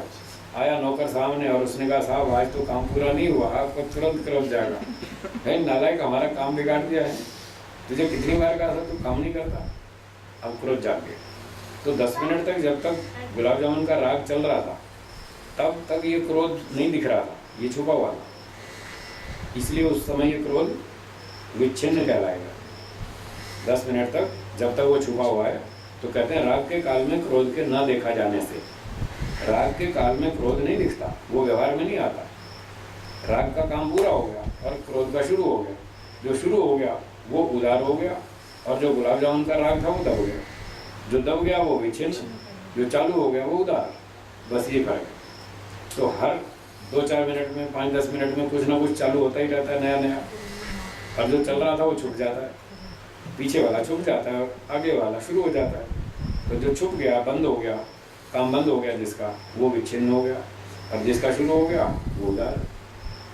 तो क्रोध शुरू हो गया नौकर पे, 5 मिनट तक उसको अच्छी झाड़ पिलाई, खूब डांट लगाई, तुम आलसी हो, काम चोर हो, काम नहीं करते, हमारा काम बिगाड़ दिया, हमारा 20,000 का नुकसान हो गया, तुम समझते नहीं कीमत, अभी कौन भरेगा नुकसान। ऐसे ऐसे 5 मिनट तक उसको गुस्से में डांटते रहे। तो क्रोध, अब ये द्वेष क्रोध जो है ये उदार अवस्था में। और जो खाने का राग, मिठाई का राग, फलों का राग, घर संपत्ति का राग, परिवार का राग, वो सब इसके नीचे छुपा हो, वो सारा विच्छिन्न हो गया। कितनी ही चीज़ों में राग, वो सारा का सारा विच्छिन्न है। एक समय में व्यक्ति एक ही काम कर सकता है, या तो वो राग करेगा या तो द्वेष करेगा। जब द्वेष कर रहा है तो राग छुपा हुआ है, और जब राग करता है तो द्वेष छुप जाता है। इसलिए कहा राग काले क्रोध न समुदाचरति। राग के काल में क्रोध का व्यवहार नहीं होता। रागश्च क्वचित क्वचित् दृश्यमानो दृश्यमानो न विषयांतरे न विषयांतरे नास्ति। नास्ति। यहाँ 2 निषेध, एक तो नास्ति और एक न विषयांतरे। तो डबल निषेध होने से पॉजिटिव हो जाएगा। जैसे गणित में सिद्धांत है, minus into minus is equal two plus. तो 2 निषेध होने से स्वीकार हो जाता है, पॉजिटिव हो जाता है। इसका अर्थ ये बनेगा कि क्वचित रागश्च न दृश्यमानो, हाँ नहीं, रागश्च क्वचित दृश्यमानो, किसी वस्तु में राग दिख रहा है। गुलाब जामुन में राग दिख रहा है क्योंकि सामने वही है, जो चीज़ सामने उसी में राग जागेगा। तो सामने गुलाब जामुन है और उसका राग जाग रखा है, जगा हुआ है, और हम उस पर राग कर रहे हैं और खा भी रहे हैं, उसका सुख भी ले रहे हैं। तो जिस समय, एक समय में किसी वस्तु में राग दिखाई दे रहा है, उस समय विषयांतरे नास्ति इति एवं न। हाँ, आपको मैंगो शेक का राग खत्म हो गया ऐसा नहीं मान लेना। गुलाब जामुन का राग इस समय जागा हुआ, इसका अर्थ ये नहीं कि मैंगो शेक में राग खत्म हो गया, या आपको अपनी कार में राग खत्म हो गया, ऐसा नहीं। इस समय वो छुपा हुआ, दबा हुआ, वो अभी एक्टिवेट नहीं हुआ है, थोड़ा छुपा हुआ है। जैसे ही वो वस्तु सामने आएगी उसका शुरू हो जाएगा और ये गुलाब जामुन वाला दब जाएगा। तो एक राग से दूसरा राग दब जाता है। जो वस्तु सामने है उसका राग जागेगा, जो सामने नहीं है उसका छुप जाएगा।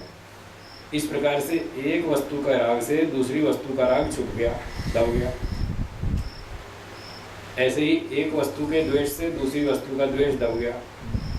एक आपके नौकर ने काम बिगाड़ा और एक आपके सहयोगी कलीग ने काम बिगाड़ा। ऑफिस में जिसने झूठा आरोप लगाया, उसने झूठा आरोप लगाया आपके साथी ने, और नौकर ने काम नहीं किया, आपको दोनों पे गुस्सा है। जब नौकर पे गुस्सा है तो ये मत समझ लेना कि उस साथी का गुस्सा खत्म हो गया है वो अभी छुपा हुआ है, अभी एक का नंबर चालू है, ये हट जाएगा फिर उसका शुरू होगा बारी बारी से द्वेष उठेगा। कुत्ते ने काट लिया, उससे द्वेष हो गया।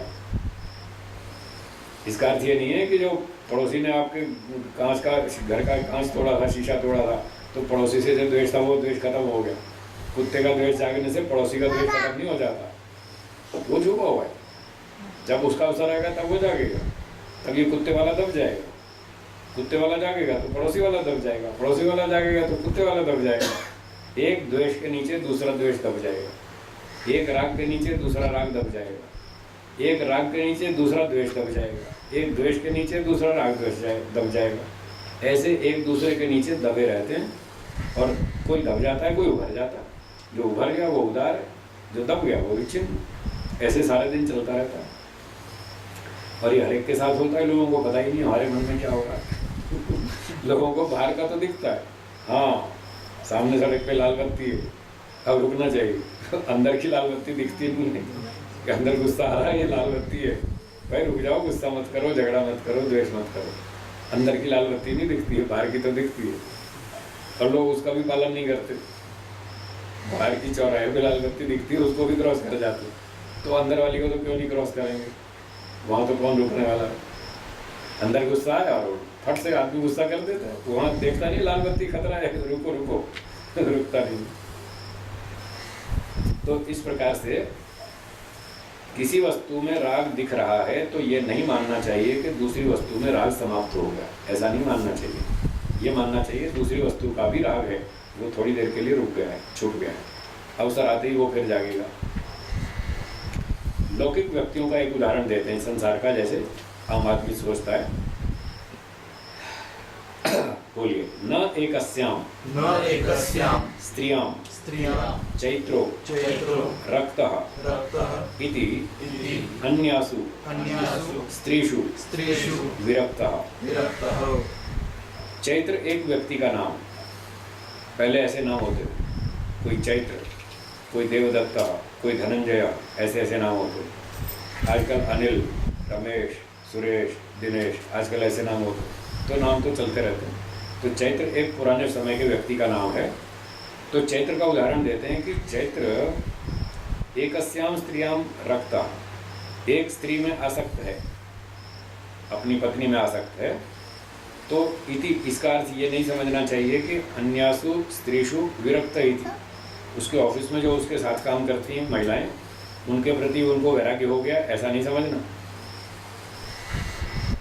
एक में आसक्ति है तो इसका अर्थ ये नहीं समझना औरों से वैराग्य हो गया, क्योंकि और अभी सामने नहीं है, इसलिए उनके प्रति राग अभी छुपा हुआ है। जब ऑफिस जाएगा तो उन स्त्रियों के प्रति जो राग है वो जाग जाएगा, तो जो आलम्बन सामने आएगा उसका राग जागेगा। तो ये उदाहरण दिया चैत्र का, ये पुरुष का है। ऐसे इसको उलट के स्त्रियों का भी कर सकते हैं। एक स्त्री अपने पति में आसक्त है, इसका अर्थ ये नहीं कि अन्य पुरुषों से वो विरक्त हो गई है, इसका अर्थ ये नहीं है जब वो ऑफिस जाएगी और बाजार में जाएगी तो उसको भी दूसरा राग जागेगा। तो ये तो साइकोलॉजी को समझा है, मनोविज्ञान को। पुरुष हो या स्त्री हो, दोनों पर एक बात लागू होती है समान रूप से। अगर एक व्यक्ति को किसी दूसरे व्यक्ति में राग है तो ये नहीं समझना चाहिए कि और लोगों से उसको वैराग्य हो गया। औरों में भी राग है, औरों का राग इस समय छुपा हुआ है, बस एक का जो सामने आलम्बन उसका जगा हुआ है, बाकियों का छुपा हुआ है। ये उदार और विच्छिन्न स्थिति को समझा है, ठीक है। चलिए, किंतु तत्र रागो लब्ध वृत्ति अन्यत्र तु भविष्यत् वृत्ति इति। तो चैत्र अपनी पत्नी में आसक्त है इस समय, क्योंकि पत्नी सामने है, तो कहते हैं तत्र तु रागो लब्ध वृत्ति, पत्नी में तो राग व्यवहार में है, उसका व्यवहार चालू है।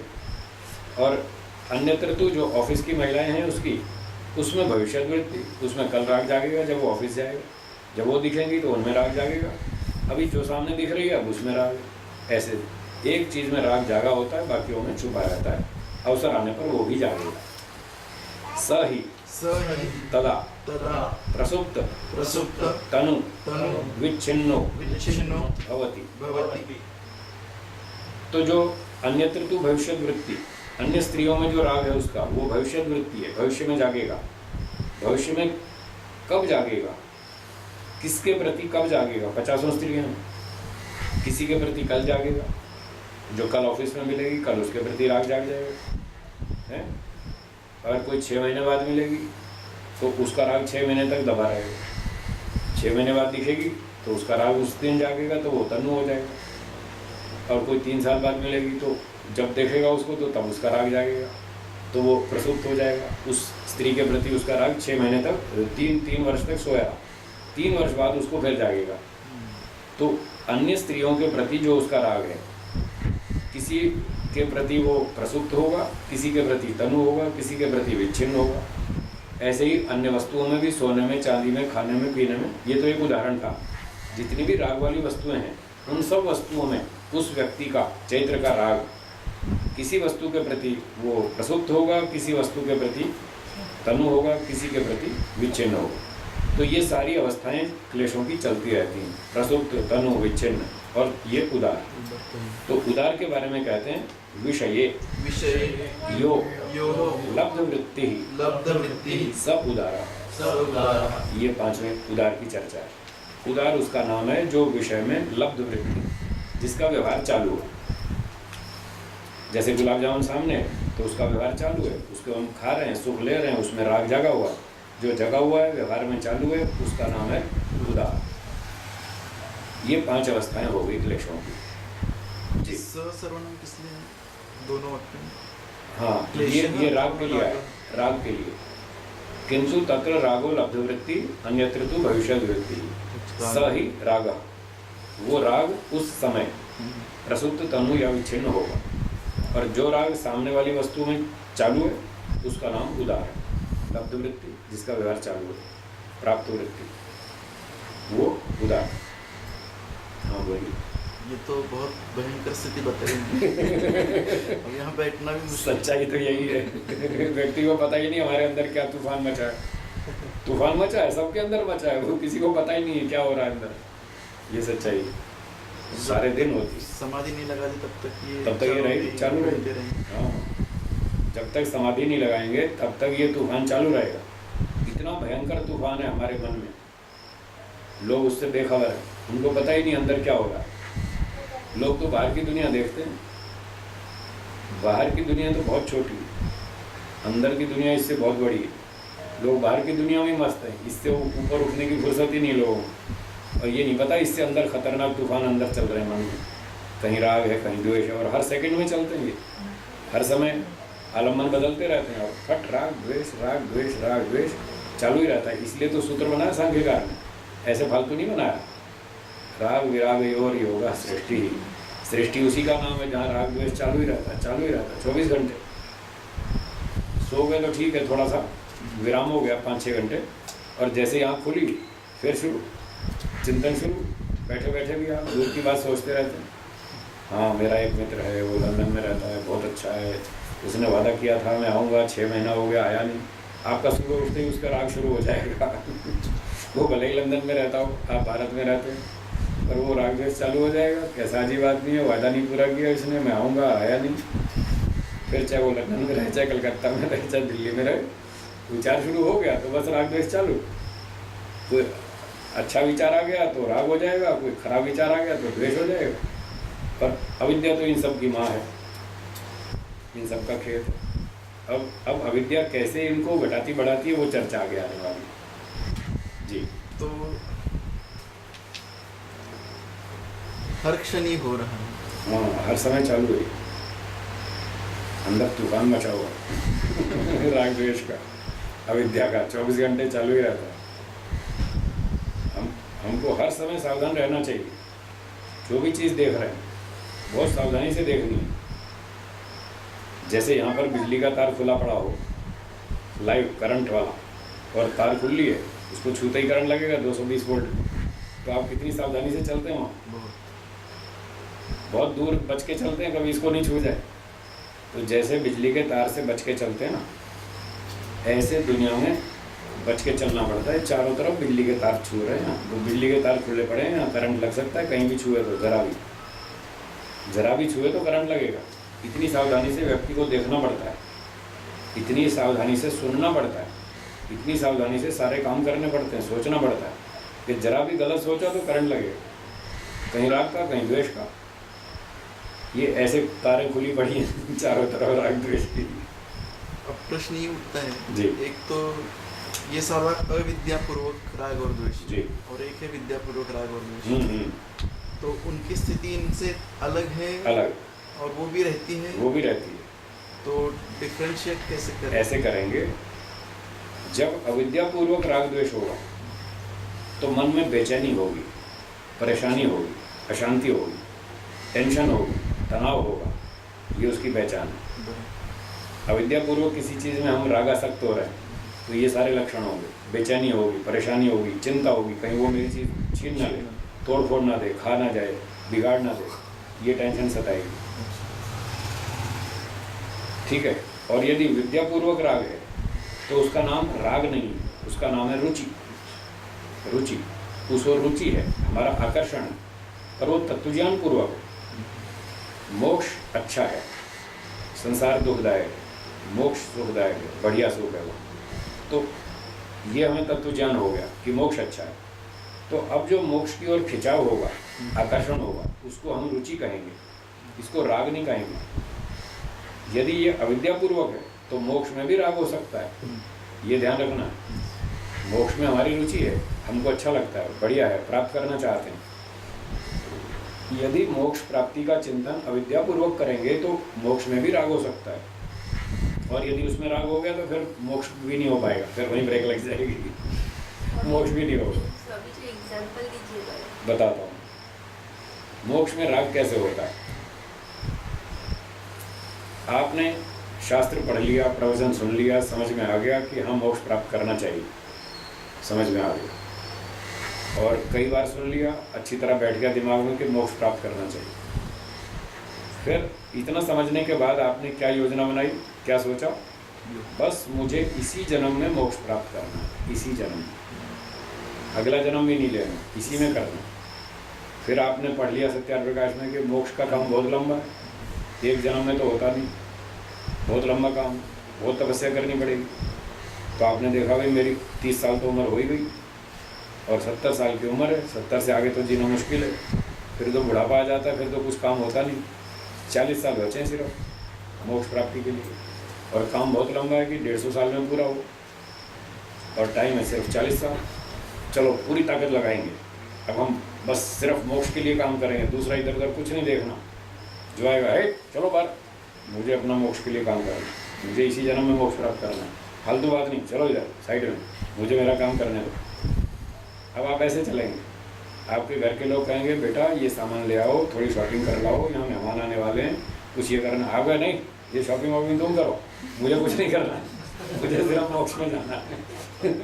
मैं किताब पढ़ूंगा, पढ़ाऊंगा, प्रचार करूंगा और कुछ नहीं करूंगा, बस मुझे और फालतू बोलने का नहीं। तो अब हम ऐसे जब पूरा ऐसे सबको टाइट कर देंगे ना, और कुछ काम नहीं करेंगे दूसरा, तो इसका अर्थ है कि आपको मोक्ष में राग हो गया। फिर कोई व्यक्ति आपको तंग करेगा, आप शाम को बैठेंगे ध्यान में कि मुझे समाधि लगानी है और मोक्ष में जाना। तो जब आप समाधि लगाने के लिए बैठेंगे और उसी समय ठीक 6 बजे आपका पड़ोसी बजाएगा स्टीरियो जोर से, फिर आपको गुस्सा आएगा, नारायण हमको ध्यान नहीं करने देता, तेरा दिमाग खराब है, 1 घंटे बाद बजा लेना, हमको ध्यान तो करने दे। तो आपको गुस्सा आएगा जोर का, क्योंकि आपके मोक्ष में बाधक बन रहा है ना, तो आपका ध्यान समाधि सब उठ जाएगा और आप उठ के जाओगे गुस्सा लेके, और उसके बाद जाके गर्मा गर्म बोलोगे, ओ तेरा दिमाग खराब है, तुझे पता नहीं है मैं रोज़ शाम को 6 बजे ध्यान करता हूँ, तू रोज़ इसी टाइम स्टूडियो बजाता है। तो अपना दिमाग ठीक कर ले, वरना फिर देख लेना। अब उसको ऐसे गरम गरम बोलेंगे, झगड़ा करेंगे, गुस्सा करेंगे, तो इसका अर्थ है आपको मोक्ष में राग हो गया। आपने ये मान लिया है कि मेरा इसी जन्म में मोक्ष हो जाना चाहिए और हो जाएगा, आपने ऐसा मान लिया है, इसका नाम अविद्या है। आपने ये मान लिया है कि बस मेरी समझ में आ गया मुझे मोक्ष में जाना है और मैं सीधा जाऊंगा, शॉर्टकट मारूंगा, कोई बीच में मेरे बाधक नहीं बनेगा, कोई मुझे परेशान नहीं करेगा, कोई मेरा काम नहीं बिगाड़ेगा। आपने ऐसा मान लिया, इसका नाम अविद्या है। और इस तरह से अविद्यापूर्वक जब आप चलेंगे तो आपको मोक्ष में हो जाएगा राग, और जो जो इसमें बाधक बनेगा उससे होगा द्वेष, ऐसे होगा, तो आपका मोक्ष ही नहीं हो पाएगा, यहीं अटक जाएंगे। तो न्याय दर्शन में एक जगह लिखा है कि राग, मोक्ष में भी राग हो गया तो मोक्ष नहीं होने वाला, न्याय दर्शन में लिखा है वात्स्यायन भाषा में। तो राग न मोक्ष में होना चाहिए, न ईश्वर में होना चाहिए, रुचि होनी चाहिए। रुचि होती है तत्व ज्ञान पूर्वक। जब हमें तत्व ज्ञान होता है कि ईश्वर बढ़िया है, मोक्ष बढ़िया है, तो हम ठीक तरह से सोचते हैं, हाँ बढ़िया है तो प्राप्त करो, ये बुद्धिमत्ता है। हम सबको सुख चाहिए, हमारी इच्छा है, स्वाभाविक इच्छा है सुख प्राप्ति की, और बढ़िया सुख चाहिए, लगातार सुख चाहिए, टॉप क्वालिटी का चाहिए, पूरा तृप्तिदायक सुख चाहिए, दुख बिल्कुल नहीं चाहिए, ये हमारी इच्छा है। और ये चीज़ सिर्फ मोक्ष में हो सकती है। तो हमें शास्त्र में ज्ञान हो गया पढ़ करके कि मोक्ष में ये पॉसिबल है। तो इस प्रकार से जब हम ठीक ठीक सोचते हैं तो हमारी मोक्ष में रुचि होती है। और तब ये भी साथ में समझना है कि एक जन्म में मोक्ष नहीं होगा, ये लंबा काम हो सकता है, पीछे भी कई जन्म हमने तपस्या की है, हो सकता है ये आखिरी भी हो, ये भी हो सकता है, पर ये नहीं मान लेना कि ये आखिरी ही है, ये नहीं मान लेना। ये नहीं मान लेना कि हमारे इस मोक्ष मार्ग में कोई हमको तंग नहीं करेगा, कोई परेशान नहीं करेगा, कोई हमारी टांग नहीं खींचेगा, कोई हमको बदनाम नहीं करेगा, कोई झूठा आरोप नहीं लगाएगा, कोई हमको शांति से मोक्ष में जाने देगा, ऐसा नहीं समझना। अब ऐसा समझोगे तो ये अविद्या है, और ये अविद्या हुई तो फिर कहीं राग होगा, कहीं द्वेष होगा, जैसे पहले बताया। तो इस तरह से हमको समझ के चलना, ये हो गया राग द्वेष का उदाहरण। और तत्व ज्ञान पूर्वक है तो हमें द्वेष भी नहीं होगा, राग भी नहीं होगा। हमें पता है कि लोग तंग करेंगे, पत्थर मारेंगे, झूठे आरोप लगाएंगे, जहर पिलाएंगे, कुछ भी बदनाम करेंगे। स्वामी दयानंद के साथ जैसे हुआ, उनको लोगों ने ऐसे ही तो किया ना, वो अपना मोक्ष में जा रहे थे, लोगों ने उनको तंग किया, काम नहीं करने दिया, झूठे आरोप लगाए, पत्थर मारे, सांप फेंके, जहर पिलाया, बदनाम किया फालतू का। तो वो इतिहास की घटना हमारे सामने है, तो हमको सोच लेना चाहिए हम भी उसी रास्ते पर, जिस रास्ते पर वो गए थे हम भी उसी रास्ते पर हैं। उनके साथ जो कुछ हुआ हमारे साथ भी हो सकता है, होगा तो हम तैयार हैं, डरने की कोई बात नहीं है, घबराने की चिंता नहीं है, होगा तो हम उसके लिए तैयार हैं। देयर इज नो ऑप्शन, दूसरा कोई रास्ता नहीं है, एक ही रास्ता है। तो इस रास्ते में जो भी खतरे आएंगे वो तो मोल लेने पड़ेंगे। अगर खतरा मोल नहीं लोगे तो लक्ष्य प्राप्त नहीं होगा, बैठे रहो, 1 जन्म 2 जन्म 5 जन्म 1 करोड़ जन्म पड़े रहो यहाँ दुनिया में, दुख भोगते रहो। इससे छूटने का यही एक रास्ता है, ये चलना ही होगा, यही करना होगा, फिर जो भी आएगा देखी जाएगी, उससे घबराएंगे नहीं। ऐसे चलेंगे तो तत्व ज्ञान पूर्वक चलेंगे, फिर राग नहीं होगा, कोई बाधा डालेगा तो द्वेष नहीं होगा, हम उसको स्वीकार कर लेंगे। ठीक है भाई, हर एक की बुद्धि अलग है, हर एक की रुचि अलग है, हर एक के संस्कार अलग है, हर एक का विचार अलग है, हर आदमी अपनी बुद्धि से जीता है, उसको नहीं आया समझ में, वो हमारा सहयोग नहीं करेगा। हम बिल्कुल सही जा रहे हैं तो भी सहयोग नहीं करेगा, हम ठीक काम कर रहे हैं तो भी वो बाधक बनेगा, उसकी बुद्धि ऐसी है, उसको छोड़ देना होगा। योस्मान द्वेष्टि तम वो जम्भे दर्दना, उसको ईश्वर के न्याय पर छोड़ दो और चुपचाप अपने रास्ते पे चलते रहो। ये है तत्व ज्ञान। ऐसे तत्व ज्ञान पूर्वक चलेंगे तो राग नहीं होगा, द्वेष नहीं होगा, ईश्वर में रुचि होगी, और जो झगड़ा करने वाले हानिकारक तत्व हैं उनमें हम उपेक्षा करेंगे, द्वेष नहीं करेंगे, उनको छोड़ देंगे, छोड़ दो उनको, सोचो ही मत, इसका नाम उपेक्षा। तो इस तरह से हम आगे बढ़ेंगे। ठीक हो गया? चलिए इसको अब यहाँ विराम देते हैं, समय हो गया, बाकी चर्चा कल सुबह करेंगे। तो ये पांचों अवस्थाओं का स्वरूप तो समझा दिया, थोड़ी सी इस पर और टिप्पणी है, वो कल पढ़ते हैं आगे। पाठ समाप्ति के लिए एक बार ओमकार बोलेंगे लंबे श्वास से। ओ